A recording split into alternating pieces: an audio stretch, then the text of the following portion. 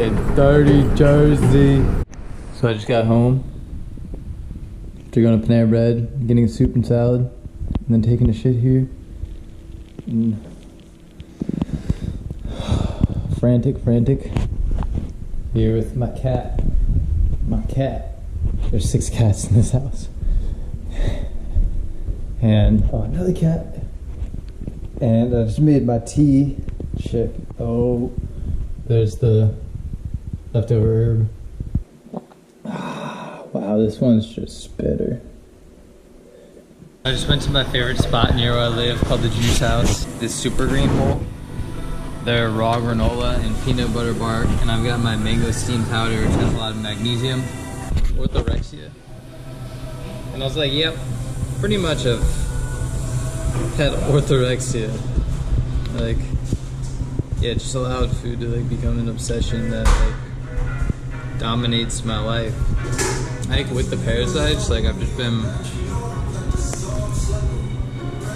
like having such intense bodily reactions and then mental fear around food, and to not be constipated also, like terror of being constipated. So like all that compounded into me trying to control food because I felt so out of control of my body, and then my life because like I couldn't function normally. So like the way for me to heal is just like if I feel a craving, just to allow myself to go for it, even if it's shitty. New York, I'm gonna have to commute to the city with my dad, who also volunteered to drive me to the airport at 5 a.m. next Monday. I'm like, what? Who are you? Fulfilling some divine orders right now. I'm just gonna enjoy this bowl and stop tuning out. Oh, that's orthorexic too, to need to eat alone and be super strict with it. Whatever. So I just went to the barber shop. The same guys that were there 10 years ago cutting my hair are still there. That is nourishing for my soul. Wow, my heart just like, I feel like my heart's brimming a lot right now. And there are ways that I can feed myself and with like food or experiences or whatever, pleasure. And then there's soul food in this indescribable way that my soul gets fed by like connecting with people in this like really heartfelt way. So I like my cut. So I just ran around my childhood home. Just here. This is where I grew up. This is where my mom used to grow a flower garden. And I'd hide here during hide and seek under those rhododendrons. I would try and climb this tree. Here's where I used to pee and smoke weed. Like through there's the basement where I spent countless hours playing video games. Yeah, I used to smoke weed right here in this carport and look out at the dark grass and see all these rainbow colors. It's more like the sister oak tree. She's pretty tall. She drops a lot of acorns, and it makes it really hard to play soccer back here. I used to have a lacrosse net here, and it just like swerve the ball in, you know. Also would like shoot from there all the way into here. I got pretty damn good. I was taking free kicks then. There's the windows. That bottom window I've broken multiple times. My dad, I remember he would just walk by it and just be completely oblivious. This one. But here, yeah, we had a little bench here, and I took my Christmas photos when I was 2 with my brother in matching red polar bear sweaters. So it just reminds me a lot of Christmas, and like I remember they used to plow the snow up the driveway here. I would make snow forts all along this side. This would be really cool. Really awesome for climbing.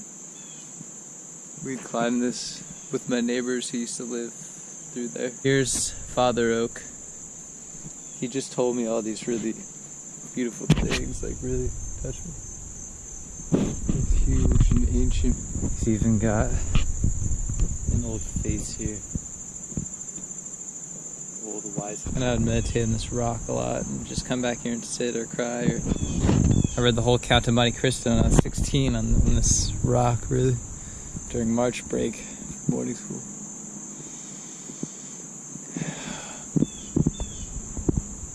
Ancient Viking sundial. That's where I gathered this fern here to tattoo on myself.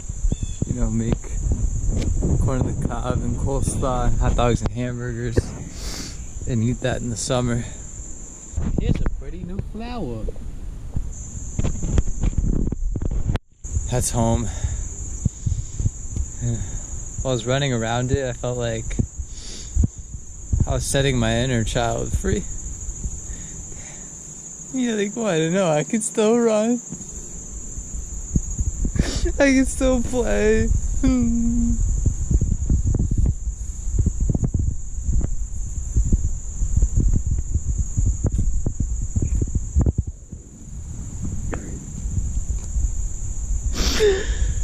I just was crying so much back here, like a little boy. I need to come here, man, so bad. I love that tree. That tree is my home. I'm grateful for my childhood. See how emotionally fucked up it was. In certain ways, how beautiful it was, man. How beautiful my life has been, man. Oh, there's so much to be grateful for.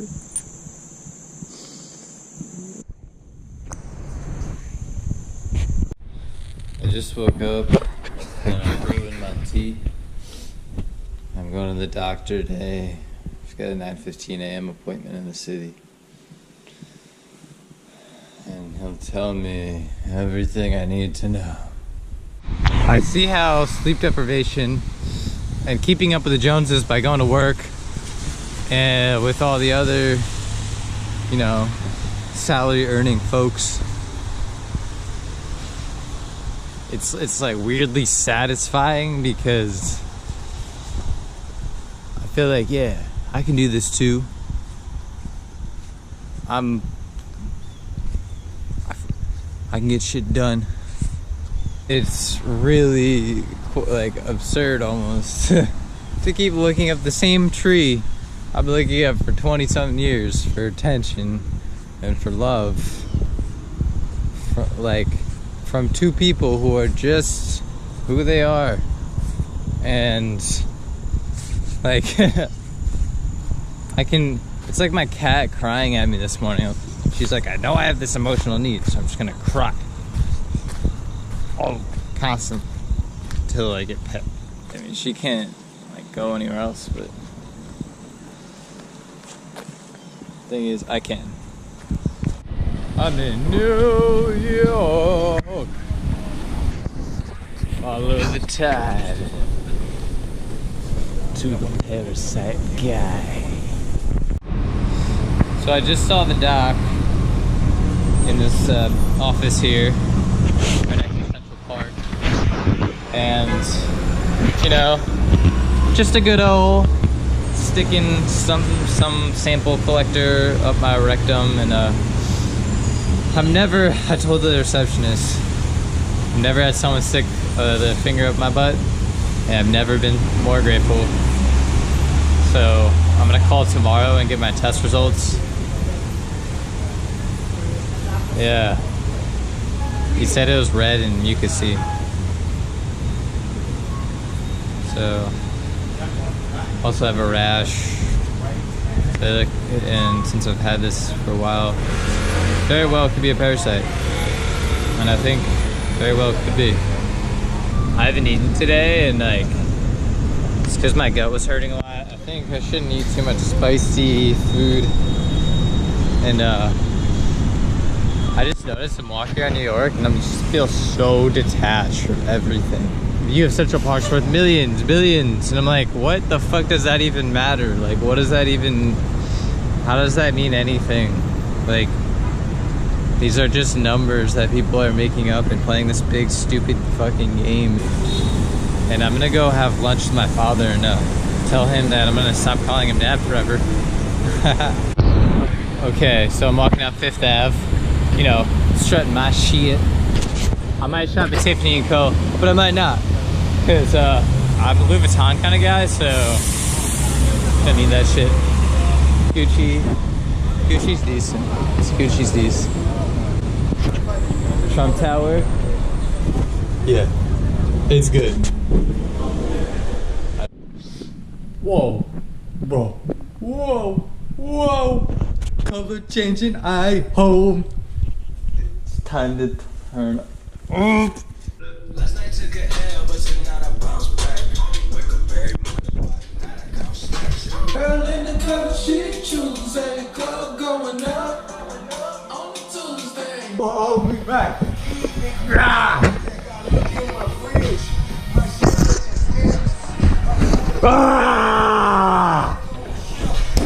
You can't take me at my worst. You don't deserve me at my best.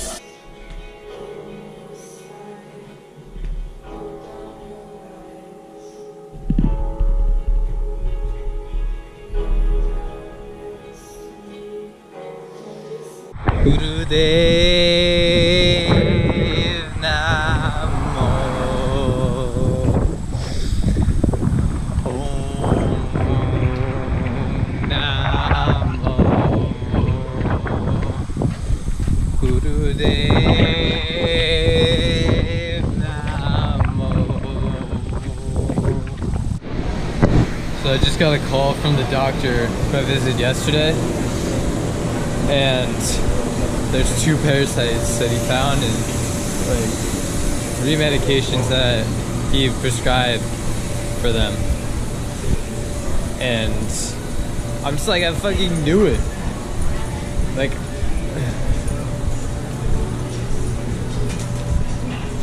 now I have something to actually show people, like I'm not fucking crazy. And I have options now. And keep up the tea that I'm taking and going with that. This just like feels like a huge victory. I'm literally just floating in an ocean of people. I'll just put this out in the ocean and, you know, see what ripples it makes. So now I'm in Times Square, you know. Like, wow, look at the advertisements, look at Times Square, it's so big. Yeah, y'all are just posing with the Liberty, Statue of Liberty. This is costumes. Go for it. That's important shit you're doing. And that police officer's like, hey ma'am, I won't arrest you for being naked as long as you talk to me and give me a good view. Alright, huh. Yeah. You know, you're really performing a helpful public service and entertaining the tourists here and bringing in tax revenue. George M. Cohen. Give my regards to Broadway. He claimed this land from the natives for Broadway. Thank you, James. You're a hero to all white men everywhere. I'm back at Trump Tower. You know, just can't resist Donnie, the teddy bears in cafe. It's just too good. So that's the methylated B12. Methylated B12 at breakfast. 1 tab at breakfast. 1 tab at breakfast. And you take that. Paracid Pro. 2 at breakfast. 2 at breakfast. 2 at dinner. 2 at dinner. Correct. Okay. Vitamin D. Vitamin D. 5 drops at bedtime. Okay, that was really intense. My cognitive dissonance between energy healing and medicine has been reconciled. He saw a lot. Like, he told me I wouldn't have made it. I mean, there's like a lot of points I just wouldn't have made it. That I'm a carb addict and an internet terrorist who researches stuff way too much, which is true. And yeah, I'm like really, like carbs make me feel relaxed. So, and like happy. He's like, you'll heal the parasites, you'll be fine. Like, you need soul healing. Red bound blood. It looks like beet juice. So my mind is kind of like thinking you can drink it or something. It looks like it has a lot of iron in it. I don't know. Well, you'll find out. Have a nice Oh, actually, it probably doesn't though. Going into New York City, you see the integral doctor. I have my antibiotic medications now. I'll heal from this physically.